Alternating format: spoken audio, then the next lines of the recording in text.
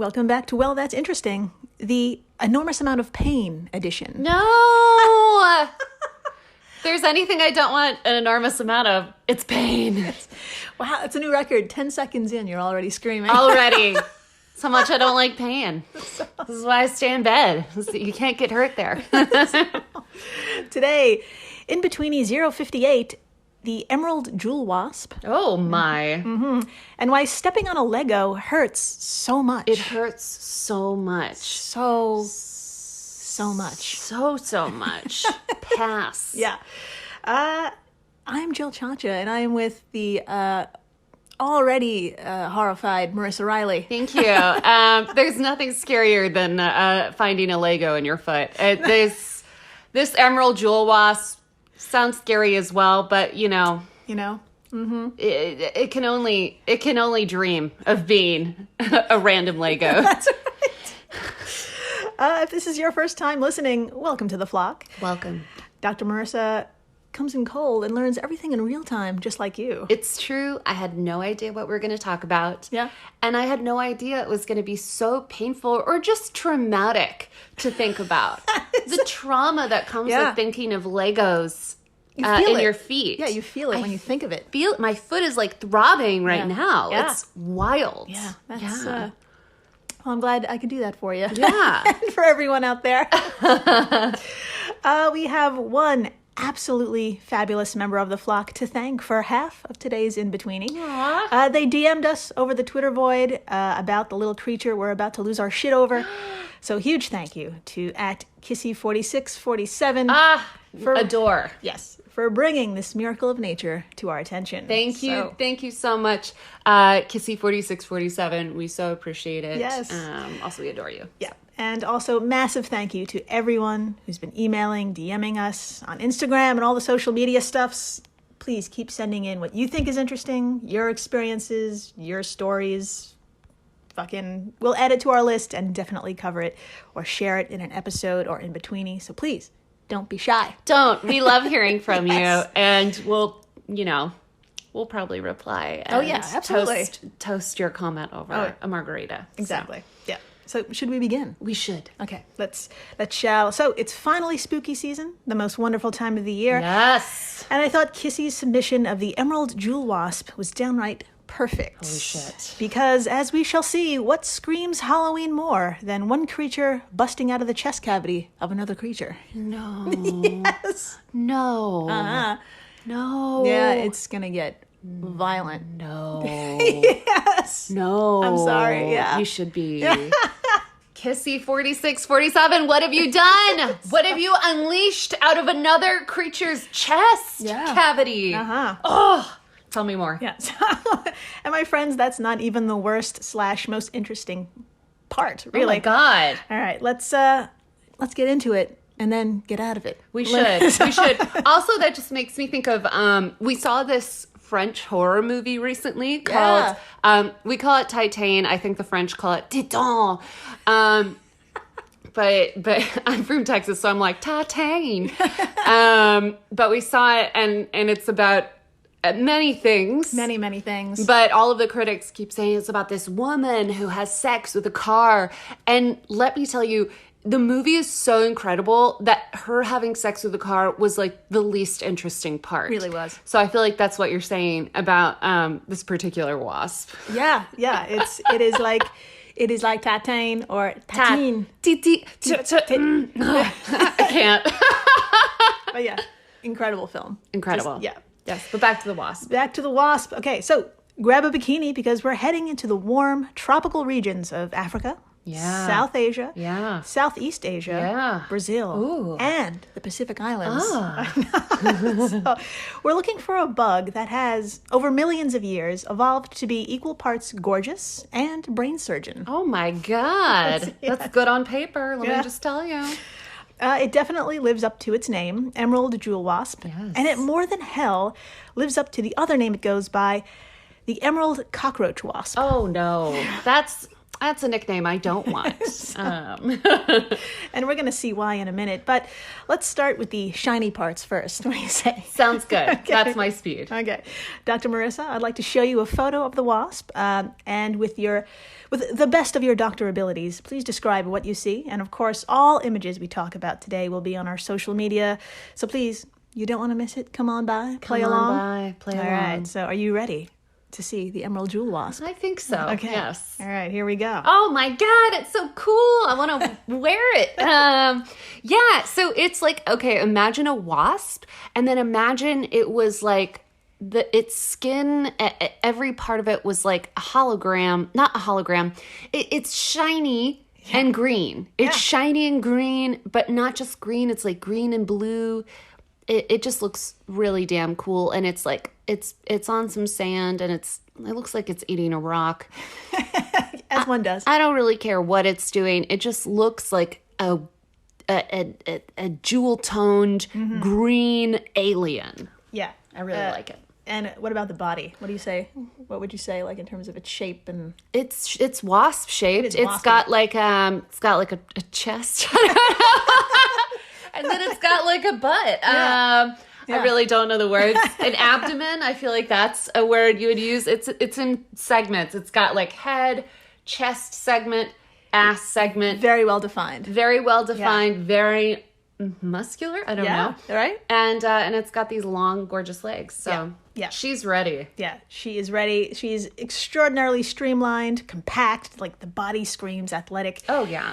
It has a beautiful metallic turquoise color that gives off like a rainbow glare. That's what I meant by hologram, holographic. It's sparkles. Yeah, proving yet again that nature is fierce and queer as fuck. Yeah, so gay. It's so gay. In terms of size, these wasps are itty-bitty, with females just under an inch long. Okay. Males are even tinier, and they lack a stinger. Oh. And the difference in size and weaponry is due to the fact females have a very important task: turning a cockroach 3 times its size into a zombie so its baby can eat it from the inside out. You weren't kidding. That is that is very interesting. I would watch that movie. I'm glad you brought that up. Oh my God! I know. Let's Also, I wish I could turn cockroaches into zombies and then just send them to the homes of my enemies and just be like, go crawl into their beds, weird them out. They'll never know it was me because it's you. Yeah. That's I got really maniacal for a second there. Yeah, you got real mean. I don't even really have any enemies. I thought I knew you. So I'm glad you brought up the movie thing because, my friends, it's time for the horror portion of our show. Yes! And Dr. Marissa, I'm going to go ahead and push you into the pool without any flotation devices. Okay! I've got a 3-minute video here that I'd like us both to watch. Okay. And we're about to see why this insect is also called by its second name. Oh. Yeah. Now, if you at home would like to play along, or if you're at work, gather your coworkers. Yes, do it. If you're driving, don't even pull over. Just get out your phone and open YouTube. We won't tell. So please search the neuroparasitology. Okay. Big word, ends in TOGY. Neuroparasitology of the jewel wasp and its zombie cockroach host. Amazing. It's a long title, but it's worth it. This video is brought to you by the good people over at the Entomological Society of America, where the party don't stop. No, it doesn't. No, it doesn't. So, there's actually a shit ton of videos on the jewel wasp attacking its host, but this one is super special because it has captions that describe what's happening. And Dr. Marissa, I'd love for you to read along and help narrate. I would love to do that. Yeah, and please tell us how the female wasp disables the roach and like what she does with it. Ooh. Yeah, and I thought we could also add our own like color and to provide additional details about what we see and feel, because there's a lot going on here. If there's one thing I can do, it's add my own color to something. And whenever you need to pause it, just say pause it, and we can digest what we're seeing. Can also do that. Yeah, and when we get to fancy words that aren't really explained or whatever, and something needs a bit more info, I'm going to pause it and break it down so we can really understand this horrible death/circle of life even further. So what do you say? I think that sounds amazing. Let's do it. All right, here we go. So I'm pulling it up right now. All right. Here's YouTube. Here's the opening title card. Okay, the opening title card. Can I get started? Let's do it. Okay, cool. The opening title card is the Wasp, in parentheses, Ampelix compressa, seeks a cockroach, in parentheses, Periplenta americana, and ambushes it. I love that the word Americana is in a cockroach's technical name. It's pretty great. That's so funny. All right, here we go. All right. Okay, so we see the pretty... pause. Okay, so first caption. The Wasp approaches her victim and grabs the base of the wing, or pronotum. Okay, so what I see so far is I like how we had to pause it like 2 seconds in because there's already so fast. So much going on. So we see one of these beautiful wasps, and she's approaching a cockroach, and it looks like they're in some sort of bathtub setting. It's very, very New York. It's very New York. I feel like I've seen this before. I feel like I filmed this. And now we see she's kind of getting really close to it, and she is, in fact, grabbing the base of the wing. Kind of like the neck area. Like if you couldn't imagine, if it's between the head and the wing, it's just like right in the middle. It's like, bam, she's got it. She's got it really fast. The cockroach didn't stand a chance. No, not at all. Okay, here we go. Oh, she's flipped it over. Right? Oh my God. Yeah. Oh, I like how you knew to pause. This is happening so fast. Now, remember, as I talk about this thing is so much smaller than the cockroach. Effortlessly, she just flips it over. Yeah, like it was nothing. Like it was nothing. Okay, the cockroach is struggling, and she is kind of on the right next to the cockroach, holding it down. And the crazy thing is, so she's got her head at that neck part of the cockroach, but then her stinger, which is in her ass, right? Pretty Not much. in her ass, but in the back area. in the butt. She is completely folded, so her stinger is in the same place as her mouth. Does that make sense? That's exactly right. Yeah. She's folded in half. There's a caption. She extends the point of her abdomen for her sting into the first thoracic ganglion. You got it. Here we go. Yeah. All right, so she's stinging it in the neck, and the cockroach is twitching less and less. Yeah. And she's still got I'll read the caption instead of doing my own feeble, whatever. No, you got it. Yeah, it's really incredible. It's just like effortless what she's doing. Effortless. And it says the venom induces a temporary paralysis of the first pair of legs. Incredible. Yeah. Okay. All right. It's slowing down. Okay, and then we have a separate title card that says GABA, in the venom, shuts down the ganglion motor circuitry to prevent leg movements. This greatly facilitates the second sting into the head ganglia. Yeah. Oh my God, we're not even done. No, we're not even done. That was just the first sting. That was 20 seconds of this 3-minute video. Give me more. Okay, so just to break it down, GABA, as you said, is not to be confused with the Swedish pop band ABBA. Fair. It's a neurotransmitter that blocks impulses between nerve cells in the brain. So in this case, the stunned front legs and the brain of the roach can't communicate, which means that the roach can't defend itself or block the wasp from what it's about to do next. Oh my God. Yeah. But it's still awake. Totally awake. It's horrifying. Yeah. Here we go. All right. Moving on. Come on. Here we go. All right. Okay, so she then stings her long stinger through the cockroach's neck into his brain. Okay, so that's basically what she's doing, except now she's really working. Yeah. She's really on top of it. It looks almost like she's floating. It's crazy. Yeah, she's really in there. The bug is on its back, completely helpless. Completely helpless. Yeah. It's kind of still twitching its back legs, though. All right, now she's just straight up in the air. Yeah. Delivering a cocktail of mind-altering venom. Incredible. There you go. It's struggling. The sting, which takes a couple minutes to deliver, has two effects. For the first half hour, It causes the cockroach to obsessively groom itself. And that is exactly what we're seeing. Yeah. So basically, we saw her deliver this venom. And then in the next shot, the cockroach is alone. Yeah. And on its upright side. And it is cleaning itself with its little... Yeah, it's cleaning its antenna. Antenna. Yeah, it's Wild. grooming. Okay, such grooming is initiated by the presence of dopamine in the venom. The grooming is accompanied by a secretion of antimicrobials, which could create a hygienic substrate for wasp egg. Yeah. Okay, so walk me through what that means. Sure. So, what's super fascinating about that second sting is that she's not just plunging her stinger into the bug's head. Yeah. Okay. Ram Gal, a neurobiologist at Israel's Ben Gurion University, probably, yeah, I nailed that.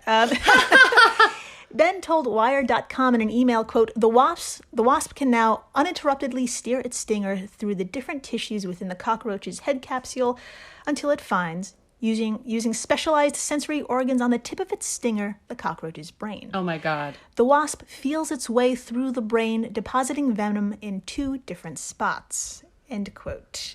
So it's bonkers. That second sting, while she was like on top of it, she was using her stinger to like feel through the cockroach's brain to where she needed to be and deliver that venom. Which is crazy. Wild that they just instinctively know how to do that. Because obviously it's not been to med school. Yeah. Like, it's just knew. insane. Yeah. And also the fact that there's just so much crazy stuff going on.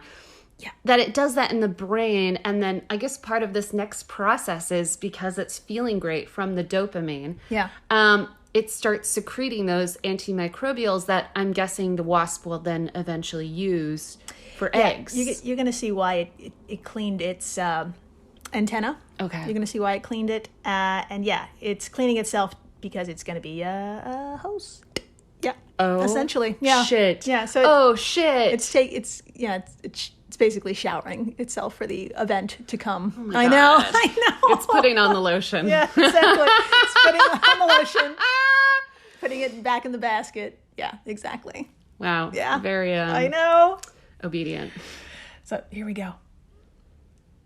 Sorry, the title cards. Okay. Sorry. All right. So can you pause it? Sure. So we now see, I'll read the card. Second, after a half hour of grooming, the cockroach becomes sluggish. So basically we see a cockroach. It's not really doing anything, which is crazy because the wasp is kind of circling it and jumping around. The wasp came back. The wasp came back and it's kind of tired. I mean, the cockroach is tired, not doing anything. Yeah. All right.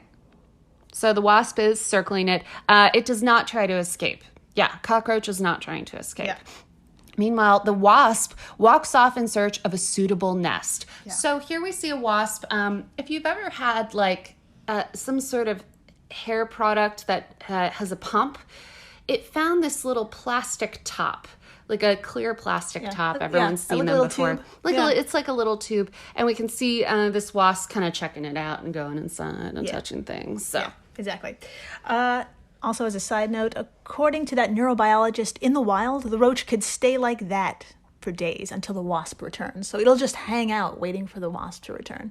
Just sluggish and just chilling. So creepy. Yeah. And a part of me is like, humans would never do that, but we would. Yeah. Well, I'm glad you brought that up. This is crazy. Humans would do that with poisons and stuff, or with emotions. This is wild. Yeah. This is wild. Yeah. So she's found a little hole to, well, you know what? Let me display it. Here we go.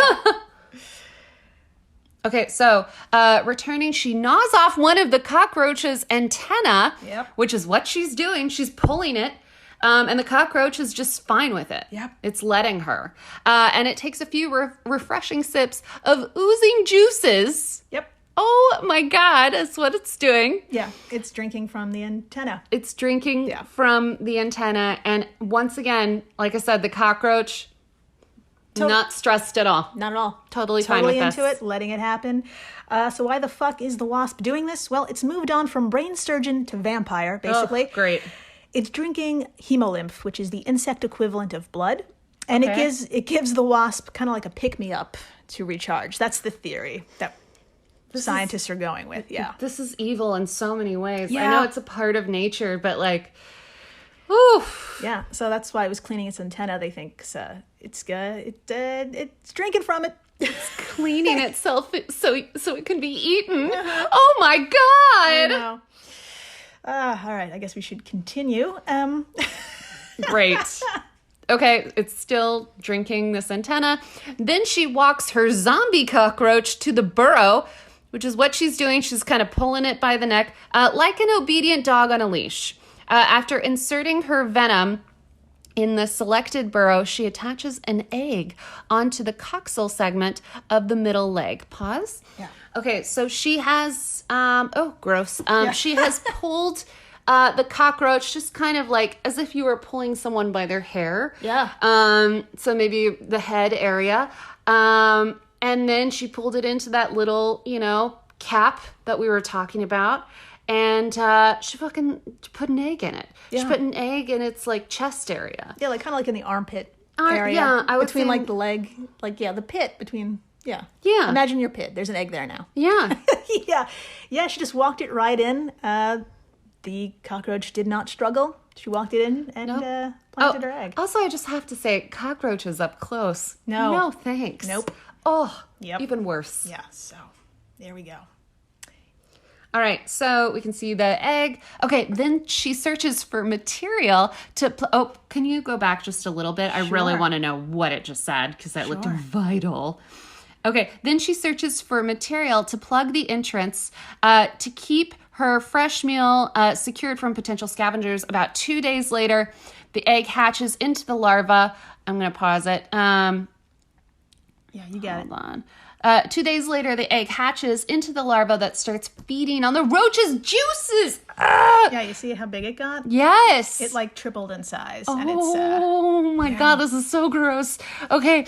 After 2 molts, the last instar larva ravenously works its way into the abdomen of the live cockroach. Yep. Disgusting. That is what's happening. Yeah. It's big. It's this big. It's big and it's Ooh, you can moving. see it moving.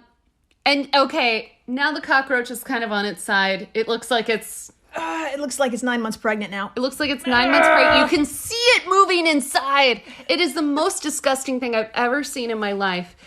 Ugh. Oh, we're not done yet. Oh, great. Okay, keep playing. Yeah. Is the cockroach still alive? Okay, she cleans off the cockroach inside, sparing the gut and the nervous system. It's still alive. It's still alive, so it's... Oh. Okay. Yeah. Okay, let's keep going. This is disgusting. All right, now pause. Yeah. Okay, so I think we're seeing the inside now. The larva also sanitizes the cockroach carcass with a blend of antimicrobials. So I think we're seeing the inside of the cockroach. They stuck a camera. They stuck a They gave camera. it, not only is this poor thing being eaten from the inside out slowly, they gave it a colonoscopy, basically. Great! So we could see the larva Cleaning. It's basically doing some house cleaning before the big finish, basically. Oh my God, this Yeah. is gross. Yeah. Okay. Okay. Show me more. Oh, it really is cleaning. Yeah. Oh, it's getting its little slobber. To create a hygienic hold on. Go back. I'm going back. Okay, wait, okay. I have to know everything. Okay, to create a hygienic substrate for cocoon spinning inside that host. At this final stage, the wasp offspring cocoon impregnates the cockroach abdomen.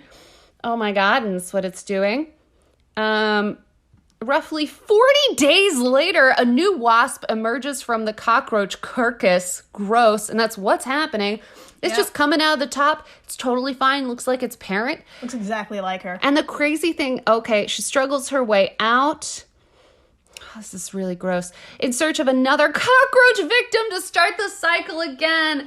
Oh my God. I'm like dabbing my head from the sweat. Oh my gosh. That was a lot. Yeah. I mean, this is scarier than Hereditary. I am just horrified. horrified. Yeah. Horrified. Yeah. Tell me more, Jill. Yeah, so it just busted out. It looked identical to the mother. Identical. It's just bonkers. Same size, same color. Yeah. Just living inside of a cockroach. That's all you need. yeah. So if you can't find anything good on Shudder this Halloween weekend, just play that 3-minute video. There you go. Swear to Nothing God. will be scarier. Now, this attack is intense and happens within seconds. Yeah. Literally, the average attack only takes 11 seconds. Wow. Yeah. That's why we had to pause it so many times. Yeah. It just happens so quickly. Instantly. The Emerald Jewel Wasp means fucking business and can't make a mistake taking on a creature that's like 3 times her size. Damn. She can't risk getting physically injured because, on average, these wasps only mate once in their lifetime. Crazy. And they carry all their fertilized eggs with them. So she needs to be healthy enough to move on to the next roach and plant the next egg. That's a lot of pressure. I see why she's so good and intense about this. Yes. She's like, this is it. This is it. This is it. I get one shot. Yeah. So here's another fascinating layer of this insect zombie cake. Ram Gal, the neuroscientist, ran a couple of lab experiments and some interesting shit happened. After a wasp laid her egg in the armpit of the roach and then bounced, Ram removed the egg just to see what would happen to the bug. Oh my God. When you know it, the roach returned to being a normal roach just a couple of days later. Wow. So it turns out that venom wore off and is not a total hijacking of the brain's bug or consciousness.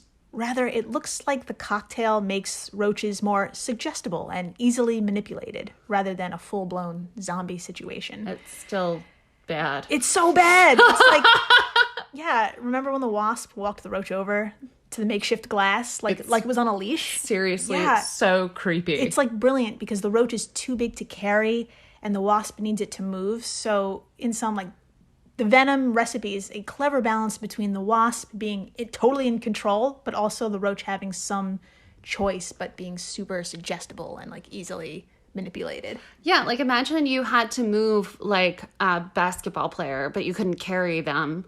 What a terrible situation that would be. Yeah. So you need, I hate this analogy, but you get it. Yeah. Yeah, it's like someone 3 times your size. I'm like, well, I can't completely disable them, but right. I need them to do exactly what I want. Yeah. Yeah. Yeah. So that's that thing. That's the Emerald Jewel Wasp, everyone. Wild. And I'm sure it's being militarized as we speak. You know it. After the break, we answer a question for the ages. Why in God's name is stepping on a Lego the worst goddamn thing? Why? It's so bad. So, stay tuned. Please do. When Johann Rall received the letter on Christmas Day 1776, he put it away to read later. Maybe he thought it was a season's greeting and wanted to save it for the fireside. But what it actually was a warning, delivered to the Hessian colonel, letting him know that General George Washington was crossing the Delaware and would soon attack his forces. The next day, when Rall lost the Battle of Trenton and died from 2 colonial Boxing Day musket balls, the letter was found, unopened in his vest pocket. As someone with 15,000 unread emails in his inbox, I feel like there's a lesson there. Oh well, this is The Constant, a history of getting things wrong. I'm Mark Chrysler. Every episode, we look at the bad ideas, mistakes, and accidents that misshaped our world. Find us at constantpodcast.com or wherever you get your podcasts.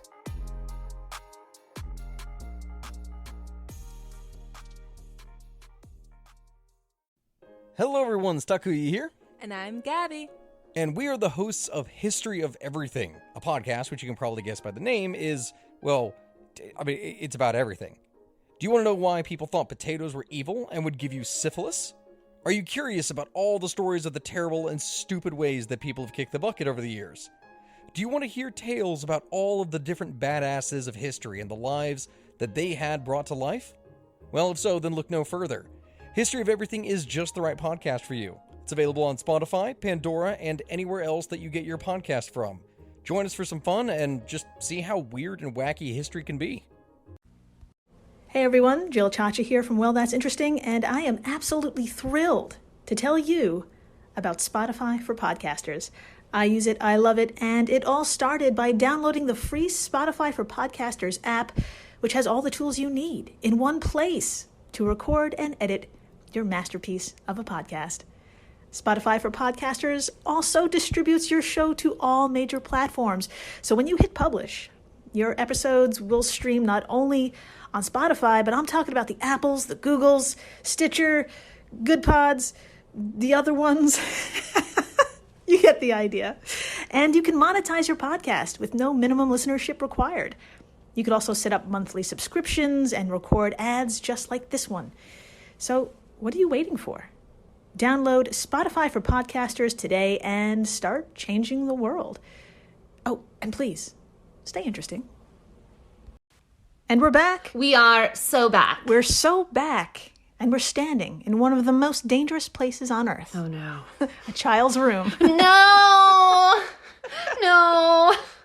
No. That's right. And we're surrounded by a rainbow of landmines. No. Tiny 2x2-inch plastic blocks that have been scattered on floors around the world since 1932. Oh my God, that's such a long time. Such a long time. My feet hurt even more. Odds are you or someone you love has been a victim of Legos at least once. I'm talking about the most unfortunate incident of stepping on just one of these blocks, a toy whose name translates from Danish to Tiny Demon. Oh my God, are you serious? I'm kidding. Okay. I really believed you. Oh my God. Your eyes got so big. Oh my God. I was about to blow my mind. Oh my God. So Lego is an abbreviation of two Danish words, legot, Okay. G-O-D-T, and it translates to play well. Oh, that's Very- so cute. very sweet. Until you step on one. Now, before we get into the explanation as to why stepping on a Lego is a very unique kind of pain, first we need to ask, why is that incident so damn common? Why? So, well, for one, Legos are a toy. Yeah. And toys are generally left on the ground for lengthy periods of time than, say, objects that are not toys. So, generally, if you see a sharp object on the ground, you notice it, pick it up, put it away safely. Yes. And a toy, not so much. No. Yeah. And these toys are some of the most popular on Earth. Yeah. In 2014, the toys manufacturer, the Lego Group, stated that there are enough Lego bricks to give every person on Earth 83 bricks each. Oh my God. I love that they know that. Yeah. It's really cute. That's a lot though. So there are a lot of them out there just silently lying in wait for a foot. Oh my God. So now, my friends, we can answer why it hurts so damn much. Yes. Well, according to todayifoundout.com, quote, the soles of the feet are one of the most sensitive areas of the human body, right? Lol. Right up there with things like the lips, genitals, eyes, and hands in terms of how sensitive to touch and pain stimuli they are. If you're wondering why our feet need to be this sensitive, it's because our feet are constantly working to keep us balanced. And the information from the nerves in them are vital for allowing the brain to adjust accordingly to keep a person from falling over. I see. End I quote. see. That makes sense, but also they're on the ground. They're on the ground I know. all day, every day. Heads up, nature, yeah. Yeah. I'm so happy I have shoes. So, Dr. Marissa, how many nerves do we have exactly, and where are a large number located? I would love to tell you. All right, quote, our feet contain around 8,000 nerve endings. Oh my God.